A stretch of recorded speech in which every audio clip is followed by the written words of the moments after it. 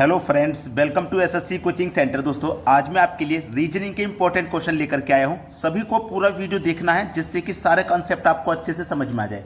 तो चलिए स्टार्ट करते हैं। पहला सवाल है 4 + 2 A3 = 6, 18 + 6 A4 = 12 हो तो 24 + 3 A7 का मान कितना होगा। देखिएगा, ये पूरा आपका 6 के बराबर है, ये पूरा 12 के बराबर है। तो ये 6 के बराबर कैसे आया, ये पूरा 12 के बराबर कैसे आया, उसी तरीके से ये वाली संख्या किसके बराबर आएगी आप बता सकते हो। तो सबसे पहले तो यहीं पे लॉजिक लगाइए कि ये 6 के बराबर कैसे है। 4 + 2 A3 ये बराबर 6 के कैसे है, यही पता लगाना है। तो देखिए, ये जो मेरा 4 है इसको लिखूंगा, ये जो प्लस है अगर मैं प्लस की जगह डिवाइड का साइन ले लेता हूं, ठीक है, 2 हो गया, ये 2 ले लिया, और एक ही जगह मैं गुने का साइन ले लेता हूं, एक ही जगह गुने का साइन ले लिया, और ये 3 मेरा ऐसे ही आ जाएगा। अब देखिएगा, 2 से हम डिवाइड कर देंगे 4 को, तो 2 से 4 को डिवाइड कर देंगे, 2 बार में डिवाइड हो जाएगा, तो इतने पूरे का मान 2 हो गया, ये गुने 3 हो जाएगा। तो 2 का गुना 3 करेंगे तो हम 6 के बराबर, देखो आ गया 6 के बराबर। अब सेम लॉजिक आगे पता करेंगे हम। 18 + 6 A4 = 12। सेम टू सेम यही लॉजिक होना चाहिए। 18 प्लस की जगह डिवाइड ले लेंगे 6, ए की जगह गुना ले लेंगे 4, ठीक है। अब 6 से 18 में डिवाइड करो तो कितनी बार में डिवाइड हो जाएगा, 3 बार में, और गुने कितना है 4, गुने 4, 3 का गुना 4 से कर दो तो कितना हो जाएगा 12, देखो 12 आ गया। अब सेम लॉजिक आगे फॉलो कर देना है। 24 + 3 A7 ये कितने के बराबर होगा ये पता लगाना है। तो 24 प्लस की जगह क्या करेंगे, डिवाइड ले लेंगे, 3 ए की जगह गुना ले लेंगे 7, बस पता लग जाएगा आसानी से। 3 से 24 को घटाओ, 3 × 8 = 24, मतलब 8 बार में कटेगा। गुने में कितना है 7, तो 8 का गुना 7 से करो, 8 × 7 = 56 हो जाएगा। तो यही हमारे प्रश्न का बिल्कुल सही जवाब हो जाएगा। देखो 56 किस ऑप्शन में, डी ऑप्शन में दिया गया है, यह प्रश्न का बिल्कुल सही जवाब है। अब देखेंगे अगला सवाल। प्रश्न है, दी गई श्रृंखला में अगला पद क्या होगा। एक श्रृंखला है PON RQP TSR VUT और 2 संख्या फाइंड करनी है। ऑप्शन में भी 2 ही संख्या है, ठीक है। अगर मैं यहां पे देखता हूं, पहली संख्या का रिलेशन पहली से बनाता हूं, तो P के बाद में आएगा Q, Q के बाद में आएगा R, मतलब एक संख्या यहां पे गैप दी गई है बीच में, ठीक है। R के बाद क्या आता है S, S के बाद में आता है T, तो यहां पे भी एक संख्या यानी कि जो S है एक संख्या का गैप है। T के बाद क्या आता है U, U के बाद में आता है V, तो यहां पे भी एक संख्या का गैप है, ठीक है। अब यहां पे भी एक संख्या का गैप देके आप क्या आएगा पता लगा सकते हो।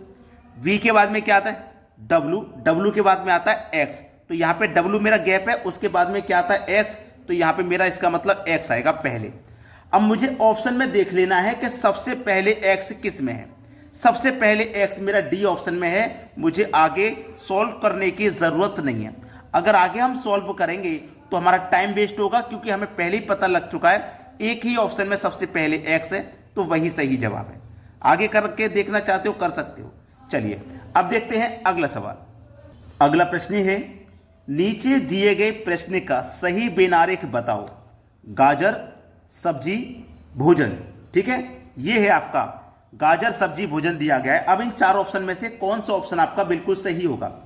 सबसे पहली बात करूं मैं गाजर की, तो ये जो गाजर है ये एक सब्जी है, गाजर एक सब्जी है, ठीक है।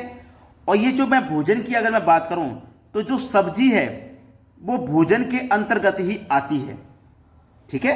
जो सब्जी है वो भोजन में ही तो आती है, तो सबसे पहले जो आरेख बनेगा वो बनेगा ये भोजन का, ठीक है। आपके पास जो पका हुआ खाना है, जो पका हुआ खाना है उसी को तो भोजन कहते हैं। अब उस पके हुए खाने में क्या हो सकता है, सब्जियां ही तो होंगी, चाहे वो आलू की सब्जी हो, गोभी की सब्जी हो, वो सब्जियां ही तो होंगी भोजन में पकी हुई। तो सबसे पहले आरेख भोजन होगा, भोजन के अंदर जो भी खाना पका हुआ है, चाहे वो आलू हो कुछ भी हो, वो सब्जी ही तो होगी, तो उसके अंदर भोजन के अंदर आ जाएगी सब्जी। अब सब्जी के अंदर कुछ भी चीज है, जैसे कि गाजर है, वो गाजर एक सब्जी ही तो है, तो गाजर आ जाएगा सब्जी के अंदर। जितनी भी सब्जियां होती हैं वो सभी सब्जी के अंदर आती हैं, ठीक है। चाहे आप मटर ले लो, बैंगन ले लो, वो सभी सब्जी के अंदर आएंगे, तो मैंने सब्जी के अंदर ले लिया, और ये सब्जी जो है ये भोजन के अंदर आएगा। तो इस तरीके का जो आरेख है वो पहले ऑप्शन में दिया गया है। ये सवाल आपका बिल्कुल सही हो गया। अब देखते हैं अगला सवाल। अगला प्रश्न है, 3 घंटियां एक साथ 8 बजे बजी थी।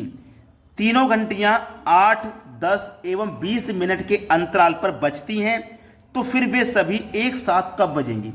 देखिए वो एक साथ पहले कब बजी थी? 8 बजे, लेकिन ये बजती हैं 8, 10 और 20 मिनट के अंतराल पे। अब हमें एक साथ कब बजेंगी ये बताना है। तो 8, 10 और 20 का हमें क्या करना है? एलसीएम लेना है। ठीक है, हमें क्या लेना है? एलसीएम। 8, 10 और 20 का जो एलसीएम है वो कितना हो जाएगा? 8, 10, 20 का एलसीएम हो जाएगा। इनका अगर मैं एलसीएम निकालता हूं, 8, 10 और 20 का एलसीएम मैं निकालूंगा, तो जो बेसिक फंडा है उसी से निकाल लेते हैं। 8, 10 और 20 का, क्योंकि अगर 20 को काटूंगा 10 से कट जाएगा, 40 भी कट जाएगा, 10 से 60 कट जाएगा, 80 कट जाएगा, तो एलसीएम आ जाएगा इनका 80 आ जाएगा। मैं बेसिक फंडे से आपको बताना चाह रहा था। देखिए 2 से कटाऊंगा ये 4 बार में, ये 5 बार में, ये 10 बार में। ठीक है, 2 से कटाऊंगा 2 बार में, 5 नहीं कटेगा, ये भी 5 बार में। 2 से कटाऊंगा ये कट जाएगा, ये भी नहीं कटेगा, ये भी नहीं कटेगा। अब 5 से ये सब कट गए, तो 5 दूने का 10, 10 दूने का 20, 20 दूने का 40। तो हमारा जो एलसीएम है वो 80 नहीं 40 आ रहा है। कितना आ रहा है? 40 हमारा एलसीएम आ रहा है। जब एलसीएम हमारा 40 आ रहा है तो एलसीएम का मतलब होता है कि दी गई संख्याओं से कट जाए। 8 से भी कटेगा, 8 पंजे 40, बिल्कुल सही है। 10 से भी कटेगा, 20 से भी कटेगा, तो एलसीएम हमारा 80 नहीं है 40 है। ये गलती से हमसे 80 लिख गया, हमने जब निकाल के देखा तो 40 है। एलसीएम हमारा कितना भैया? 40। अब देखिएगा हमारे पास जो सुबह में बजी थी घंटी, 8 बजे बजी थी, सुबह में 8 बजे। ठीक है, अब कब बजेगी? 40 मिनट के बाद, मतलब 8:40 पे बजेगी। ठीक है, 8:40 पे बजेगी। फिर से कब बजेगी? 40 मिनट के बाद। तो 8:40 में फिर से 40 मिनट जोड़ेंगे आप, तो 9:20 हो जाएगा। अब फिर इसमें 40 मिनट जोड़ोगे आप तो कितने बज जाएंगे? 10 बज जाएंगे। पूछा क्या है उसने? कितने अंतराल पर बजती हैं, तो फिर वे सभी एक साथ कब बजेंगी? अब इनमें से कौन सा समय दिया गया है ऑप्शन में? 10 बजे का समय दिया गया है, तो पहला ऑप्शन सही जवाब है। 8:40 पे बजेंगी, लेकिन ये समय ऑप्शन में नहीं है। 9:20 पे भी बजेंगी, लेकिन ये भी ऑप्शन में ही है। 10 बजे बजेंगी, 10 बजे ऑप्शन में, तो यही सही जवाब हो जाएगा। अब देखते हैं अगला सवाल। अगला प्रश्न है, बी बहन है आर की, एम भाई है आर का, डी माता है आर की, एच पति है डी का, एच के कितने बच्चे हैं? बहुत अच्छा सवाल दिया गया है, बेहतरीन क्वेश्चन। बी बहन है आर की, तो ये जो बी है ना, ये जो बी है ये आर की बहन है। आर की कौन है? ये बहन। अब ये बहन है ना, फीमेल है, तो माइनस से डिनोट करते हैं और मेल को प्लस से डिनोट करते हैं। ठीक है, तो बी बहन है आर की, एम भाई है आर का, आर का एक भाई है एम, तो ये आर का भाई हो गया एम। जब आर की बहन बी है तो एम की भी तो बहन हो जाएगी बी। ठीक है, तो ये तीनों आपस में भाई बहन है, लेकिन ये भाई है, ये मेल है, तो इसको प्लस से डिनोट कर देंगे हम। ठीक है, ये कौन है? भाई है। चलिए, अब बोला है आर का डी माता है, आर का डी माता है, जो डी है ना वो आर की माँ है, इस आर की माँ है डी, फीमेल है तो माइनस से डिनोट करेंगे, ये माँ है। आर की, आर का, एम भाई है आर का, डी माता है आर की। ठीक है, डी माता होगी आर की, एच पति है डी का, इस डी का पति है एच। ठीक है, पति है यानी कि पुरुष है, तो प्लस से डिनोट करेंगे, ये डी का पति है, डी का पति है। ठीक है ना, एच पति है डी का। एच के कितने बच्चे हैं? इस एच के कितने बच्चे हैं? देखो एच की ये पत्नी है, और देखो ये आर की माँ है तो बी की माँ होगी और एम की भी माँ होगी, क्योंकि तीनों आपस में भाई बहन है, ये तीनों की माँ होगी। और इसका ये पति है तो इसके बच्चे हैं, तो ये इसके भी तो बच्चे होंगे। 1, 2, 3, कितने बच्चे हैं? 3 बच्चे हैं। बी ऑप्शन बिल्कुल सही हो जाएगा। तो आपको क्या करना है? वीडियो को लाइक और शेयर करना है। ठीक है, वीडियो को लाइक और शेयर करना है। धन्यवाद दोस्तों।